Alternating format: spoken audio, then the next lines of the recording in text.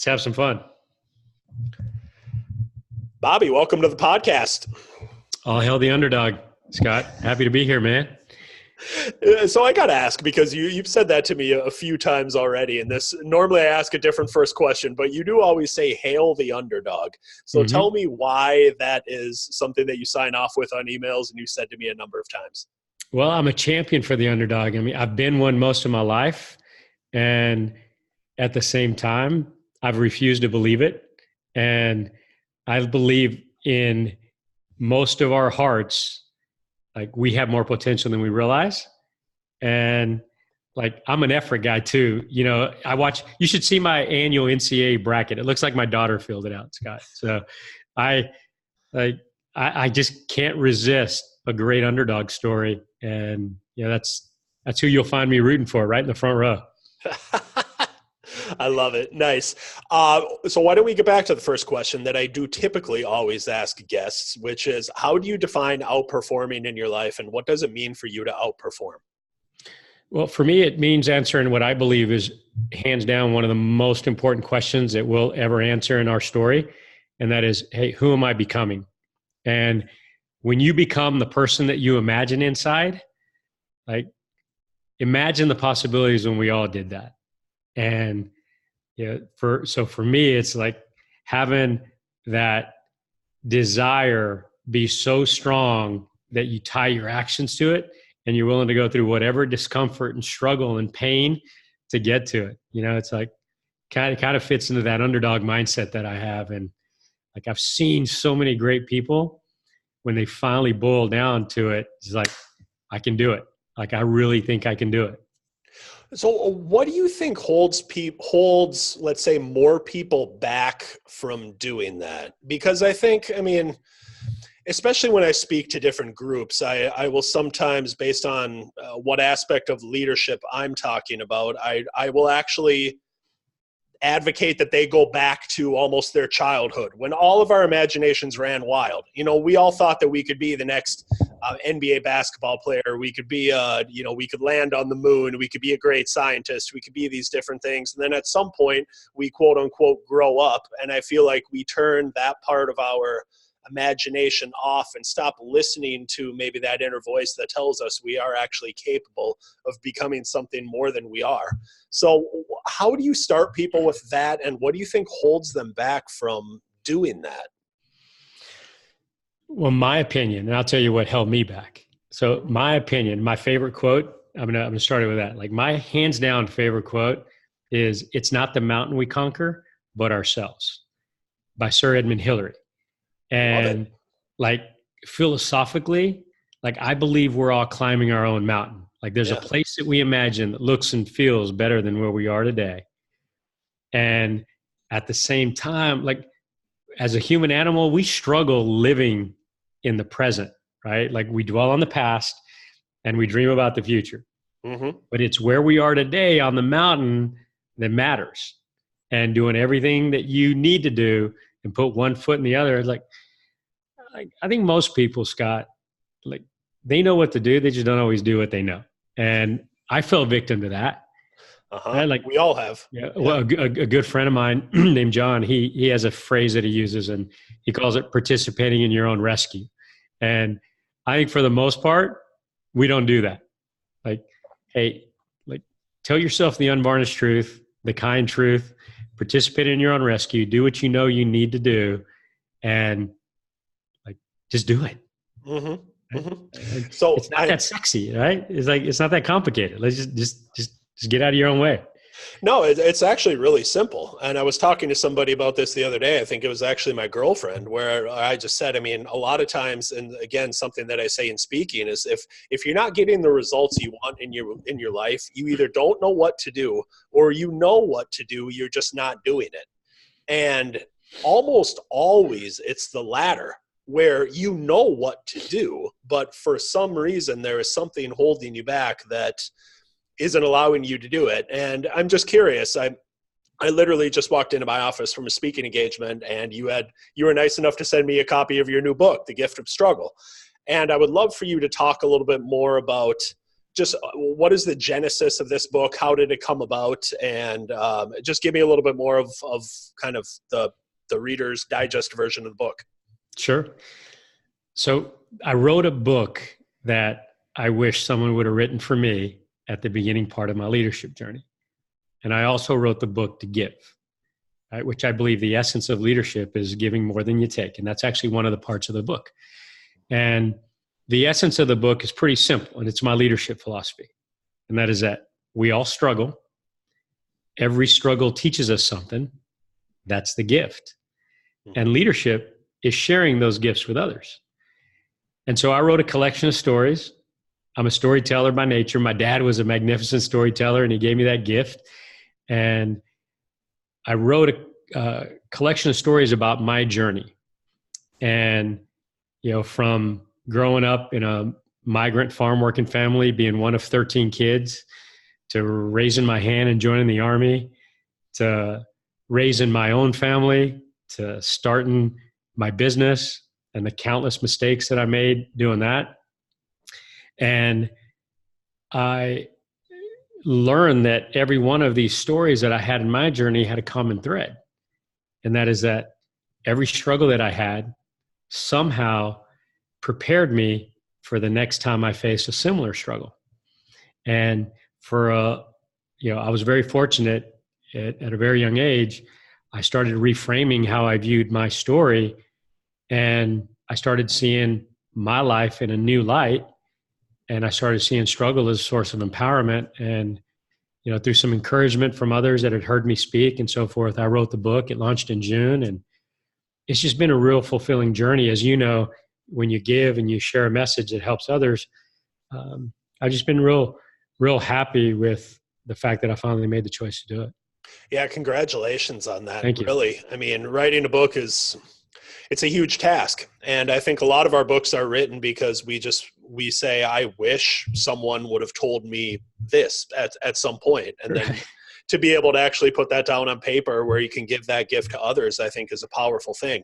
So I'm curious to come back to something that you said before. What age roughly were you when you started? I always say there is no failure, there's only feedback. But when you started looking at some of your struggles and reframing those as possibly leading you one step closer to success the next time around, tell me where you were in your life. So I'm going to tell you a couple of short stories, and I think it'll bring to life the essence of what you asked me. Awesome. So when I was 17, Scott, my brother and I, we were on a return trip home from a basketball game. And along the way, we stopped for dinner. And everybody unloaded off the bus, except for me and my brother Ed.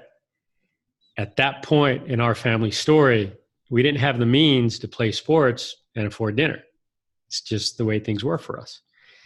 And we were well accustomed to being on that bus. And a few moments after the team unloaded, one of the dads of the other players steps on board the bus. And he walked towards the back and he razzed me a little bit because Ed had outscored me that night. He's a better hoops player than I was. And then he said something to me that I will always remember. Bobby, it would make me very happy if you would allow me to buy you boys dinner so that you can join the rest of the team. Nobody else has to know. All you have to do to thank me is do the same thing for another great kid just like you on this bus. And I will never forget how I felt in that moment, Scott. Like, I had this wave of gratitude come over me that's still hard for me to explain to this day. And although, like, I'm 17 years old, I had no idea what I was going to do in my life. But when I stepped off that bus, regardless of what I chose to do, I knew why. I would somehow, some way, figure out a way to create something that would allow me to pay forward that kind act to other kids like me who were born on the wrong side of the opportunity divide. And so that moment became this invisible force that drove me. It gave me purpose. However, I mean, I'm a normal 17-year-old kid, right? Clueless. My frontal lobe wasn't very developed yet. And all I knew is that a year from then, I was going to join the Army and, you know, raise my hand and take the oath, which I'm very fortunate that I did. And about 3 weeks into basic training, a year from that moment, it's about 11:30 at night, and I'm polishing my boots by flashlight. And all around me, I could hear my fellow soldiers complaining about the night that had no end in sight, and the morning that was going to come way too soon. And I remember thinking to myself, it's like, I've been waking up in the wee hours of the morning since I was, in grade school, working in the fields 10 hours a day. It's like, okay, now I have to wake up at 4:30. Big deal. Like, I've been without any material comfort, had very little free time growing up. I'd been asked to leave the table just because of the color of my skin. And so I remember for the first time in my life thinking, there's nothing they can say or do to me that I haven't somehow, some way faced. And for the first time in my life, I started seeing my story differently. And I started reframing what those struggles had taught me. And I simply was like, hey, maybe this was part of the plan. Like, maybe this is what life has been preparing me for. And that's where I started really developing my leadership philosophy and how I viewed struggle. And that's carried me through following chapters of my journey, my professional career and my entrepreneurial career. Mm-hmm. So I was very blessed that, now I viewed that part of my story as something that was preparing me for, future chapters. So how do you help others adopt that same mindset? Because I have to be honest, I've been there before, and I assume everybody that's listening or watching this has as well, where something doesn't go right, or maybe you weren't born with all of the great circumstances as someone else, and for lack of a better term, you're kind of throwing yourself the pity party, and you're saying, why is this so hard? Why am I struggling so much with this? Why aren't things better? Why don't I have this? Why wasn't I born with the other thing? Is there a starting point, or how do you get people to reframe that in the way that you do? Well, I'm human too, Scott. Like, I have those days, right? We all have, yes. Right? We all bleed, burp, all that stuff, right? So we're all human. And, that's part of the message of my book too, is like, hey, look, like we all struggle. And when you have those days, you have to surround yourself with people that are going to tell you the kind truth and encourage you and so forth. But like, I personally believe that the need for compassionate leadership's never been greater. And, I wrote the book because often as I was growing in my leadership journey,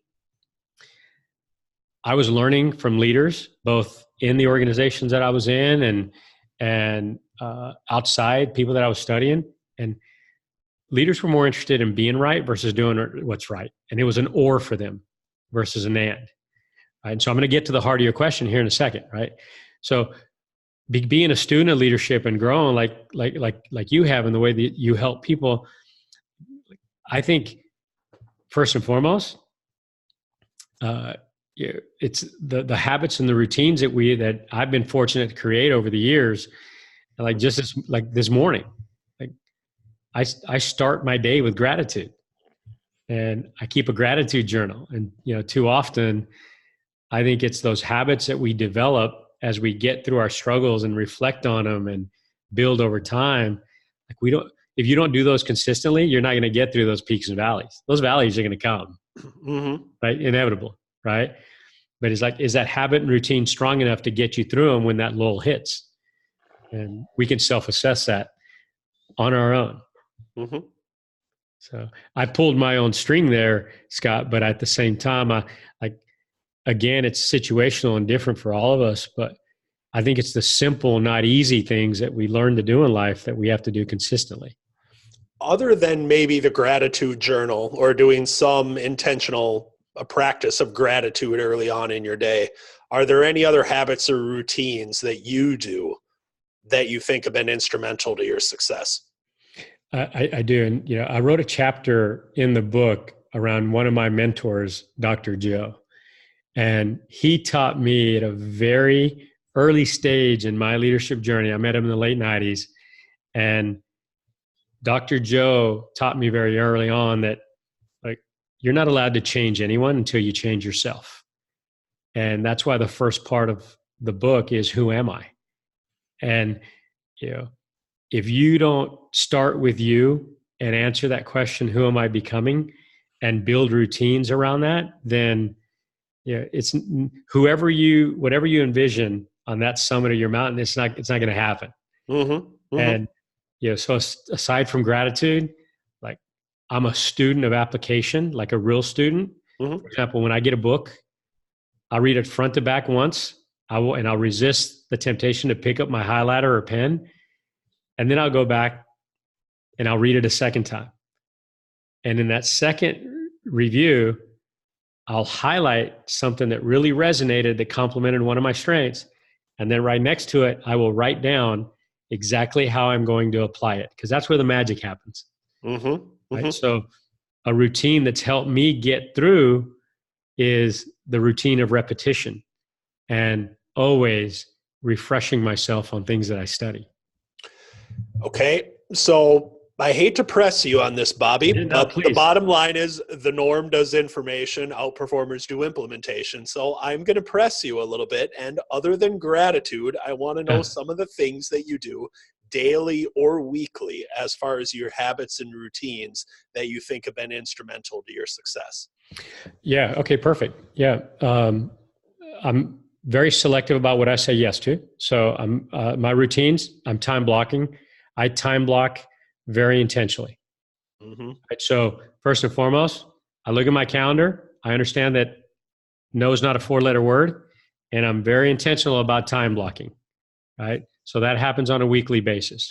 Mm-hmm. Other things that I do on a weekly and daily basis is I take technology fast.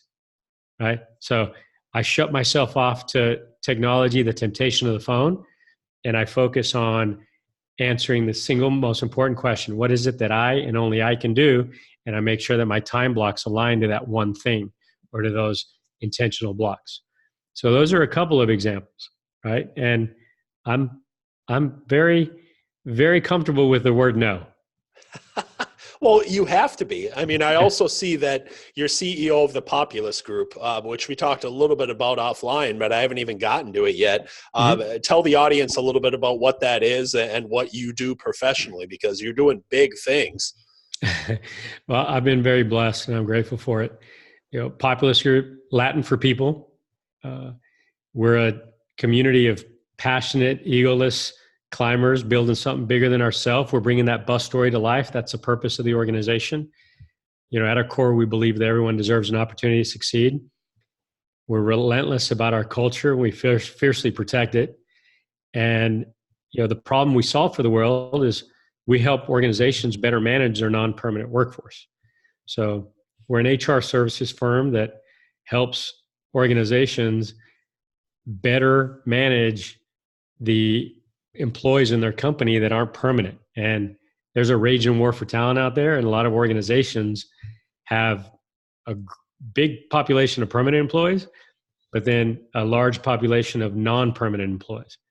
And that's a confusing, ball of yarn for them to untangle. And, we simply help them untangle it and make sense of it all and do it in a more efficient manner. Yeah. And you've been doing that since 2002, you told me, right? Yeah, it started in 2002. I got into the industry by accident in the early 90s. And, I learned the recruiting industry with a great organization that gave me more responsibility than I was ready for. And, in 2002, I had an opportunity to, start this organization with a couple of good friends of mine. And, man, I call the first 5 years the most fun I'd ever want to have again, Scott. Man, you named the mistake, I made it. Hey, we all do that when we're first launching our own business. Undoubtedly. Yeah. So our birthday is coming up on September 9th. And, I have a routine. This, again, like every year, I ceremoniously read our business plan, the original one, on our birthday. And I'm here to tell you, it is the best comic book ever written. I'm sure. There's not a thing in it that came to life. And I do that because it keeps me humble. It keeps me perspective. Mm-hmm. Crazy. So I know one of our conversations offline was you being a student of your craft and really learning from a lot of different leaders. And I'm just curious, who are some of the leaders in your life? And they can either be big names that the audience, has heard of or otherwise, but who have been some of the most influential leaders that you've learned from? So, I mean, aside from family and, some good mentors that I had there, I'm a student of Patrick Lencioni's work. And, Patrick has really helped me build an organization that's focused on health. And, his work has helped me build a very intentional culture that has, in a sense, helped me build the single most important asset that I believe any entrepreneur will ever own, and that is trust. Mm-hmm. And, so I've been a student of his work. Initially, I simply studied his books and was very clumsy about applying his lessons.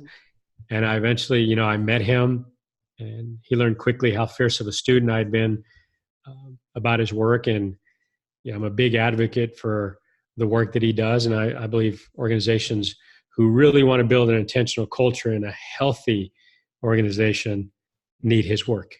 Yeah. So tell me what that looks like within your organization, because you brought up health, you brought up trust. Mm-hmm. So talk to me about a couple of those things in either of those areas that you feel like you do particularly well with the Populous Group. Yeah, good question. So, I think when you look at the organization, you want to, and, Patrick's model, really what it's taught me is, there's a healthy side of the organization and there's a smart side, right? So let's look at the smart side first, right? That's the sexy part of the business that leaders find a lot of comfort in. And, it's the stuff they teach you in the books, right? Like technology and finance and marketing and, that overused word strategy, and I also call that the permission to play bucket, because you have to do those things anyway. And then there's the healthy side. And that is, okay, where there's less confusion, there's more clarity, there's less politics, right? There's higher trust, there's higher morale, there's higher engagement, there's higher productivity. And like that right there is where the meaningful part of the magic happens within your culture, right? Because if you as a leader aren't doing the things that impact that healthy side of the business, then in my very humble opinion, you're not leading. So I wanted to segregate that in two different buckets so that you could view them more tangibly. And what I believe we've been able to do very well over time is run an organization that absolutely loathes politics. Like, politics make us throw up in our mouth. Like, we stand with, and an example is that one of the first things we teach our climbers, which is what I call my employees, by the way, because I love the mountains and the word employees doesn't mean anything. But like, we only hire climbers who care, right? And when you think about it, like, culture comes from the Latin word cultus. Cultus means to care. And our acronym for it is they have to be candid, accountable, resourceful, and exceptional. And we have everything built into our first two weeks of their welcome to teach them those skills like candor, feedback, how to build trust, how to behave, how to live our culture, how to live our values. That's the healthy side of it. Then we teach them the smart side, right? So, which I imagine is probably backwards or very different than a lot of companies do it and organizations, right? Don't get me started, man. And, it's like the essence of entrepreneurism, right? Like, when you really boil it down, entrepreneurism, what is it, right? It's someone who finally got so annoyed with something that they created something to remove that annoyance, right? You name it. Well, a lot of the things that we do within our culture at Populous Group, we do it because of the things that annoyed me when I was on the other side of the table. Sure. And so it's not that complicated, right? And so, like, I'll give you an example. I believe the organizations that have the strongest and healthiest cultures do three things better than anyone. They select well, they welcome well, and they develop well. And so here's a question I'll often ask CEOs and leaders.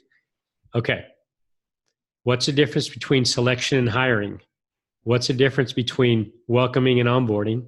And what's the difference between developing and training? Most organizations hire, onboard, and train. The best Healthiest cultures, they select, welcome, and develop. Nuances, it's a mindset, but you got to put that stuff into practice. That is awesome. I might actually Thank just you. steal that. I absolutely love that. Hey, Because I think word choices and mindset shifts are so important with what we do, and getting people to look at it through that lens. That's just a vernacular really matters. powerful thing. Yeah. I've never heard that. That's great. All I ask is that you take it and you do good with it. And every time you use it, put a quarter on my bar tab. I may never collect, but I want to know it's there in case I'm thirsty sometime when I'm in Minneapolis. Well, you How's said that? you said you come to Minneapolis every now and then, just not in the winter time. Not in the So, winter. and Not so in the in the winter. summertime, if I end up quoting you repeatedly, I'll make sure that you cash in on that. I'll take you Yeah. out. Please. I'd be grateful for it. So, last big question I'm going to ask you, because you brought it up a couple of times, and I don't even think that you mentioned this, but you don't need to be modest on the Outperform podcast. You said that your annual revenue is roughly 600 million. Is that what you told me? Yeah. Okay. We were very blessed. We eclipsed that number last year. You would have told me that 18 years ago, I would have spit out my coffee right all over you. Yeah, so we're not talking about any small potatoes here. And you've brought up a number of times all of the mistakes that you've made along the way, and I'm sure you're probably still making some. If you could narrow that down to, let's say, 3 or less, as far as some of the biggest mistakes and what you've learned from them in growing a $600+ million business, what would those be? Perfect. I'm going to start with one of my biggest ones. Remember that bus story I told you a Sure. few minutes back? Yeah. That story was raging like an inferno inside of me. And I didn't share it with my company until like year 9 or 10. So, biggest mistake number one is, do the people you lead know the story that drives you, the story that gives you purpose? And when I finally developed the courage and developed that, that learned that vulnerability is a critical skill of leadership, checkmate. It transformed my company into a community. All right, so that's one big one. The second big one is I didn't share what I imagined. And that is, in the book, I write a story about a road trip I took with my wife right before we started my company. And with her, I shared with her the culture that I wanted to create. Again, I didn't share that with anybody. Somehow, my knucklehead entrepreneurial nonsense thought that the people that were giving me their time, their energy, and making a sacrifice away from being from their family would somehow figure it out through my intensity. Again, I didn't clearly define my culture and exactly what it meant to be a climber at Populous Group. Once I did, checkmate. The people you lead can't help you unless they know what you're trying to build. So there's another one. And then, another big one is, I'm going to go back to those 3 that I highlighted, right? The select, welcome, and develop. It's like I've always intuitively flipped over the resume. Like I ceremoniously, anytime I interview someone, I ceremoniously take the resume and I flip it over, which is counterintuitive given I'm kind of in the resume business, right? Yeah. And when we were getting to that second phase of our growth, I call the first 5 years the most fun I never want to have again. That second era, I call it the holy bleep era. Insert your favorite word. Scott, a big mistake that I made is I stopped flipping over the resume, right? And that's a difference between selection and hiring, right? When you hire, you're looking at the front of the resume. When you select, you're selecting people based on their purpose and their values and their story. And you really dig into that potential and what they bring to help make your community better than it was the day before. And we stopped doing that for about 5 years, and I paid dearly for it. So never stop flipping over the resume. How's that? Bobby, those are awesome stories. God bless you for the work you're doing. Seriously, you are doing. Hey, Yeah. someone was always there to help me. And I have a mantra, if my book helps just one struggling kid, veteran, or entrepreneur out there take control of their story, hey man, it's a bestseller in my book. So that's a perfect lead in. As we start to close this out, where would you like people to go to learn either more about you or the book or anything else? Where can listeners and viewers go? Well, my website is bobby-herrera.com. I have a great team that helps keep the stories fresh. We're doing a lot of sharing there from students to struggle. They can follow me on LinkedIn. I'm on Instagram and Twitter at Bobby Herrera PG. I moved to a farm in Portland last year to lay low. I'm kind of messing that up, but hey, I'll keep sharing the gifts of struggle that are coming my way and from other students to struggle. And like I said, I wrote the book to give, and I'd be grateful if they read it, but I'd be even more grateful if once it resonated, they bought it for someone that they want to give to, because that's really what it's about. Pay it forward, right? That's it. A kind act changed my life, and that's all. We all want our story to matter, and if this helps mine, then I'm a pretty lucky guy. Awesome. And for all the listeners, viewers, I will have those links for Bobby's website, for the book, for his social channels. All those will be in the show notes. Bobby, any other parting shots, words of wisdom you would like to leave with the Outperforming audience? Just one, if you don't mind, Scott. We have to go through struggle, pain, and suffering to get to wisdom. And I often call that one of my principles, like the long way is a shortcut. And like there's nothing in our lives that have happened with that there's nothing happens in our lives that doesn't go through that channel there, that road. And the sooner we figure that out, the sooner we can become the person we imagine. And I'm grateful that I've had great, really good people to help me do just that. And I'd love to see more people do the good work that you're doing. And I think we all have more potential than we realize. I 100% agree. So on behalf of all of the outperformers out there that are listening and watching this, Bobby, we want to thank you for sharing your wisdom, your struggles, and being courageous enough to share some of your stories and everything else with us. Thank you. Yeah. Hail the underdog, Scott. I love it. Hail the underdog. I love that one too. All right. And everybody out there, keep outperforming. Wishing you the best of health, happiness, high performance. Have a great day.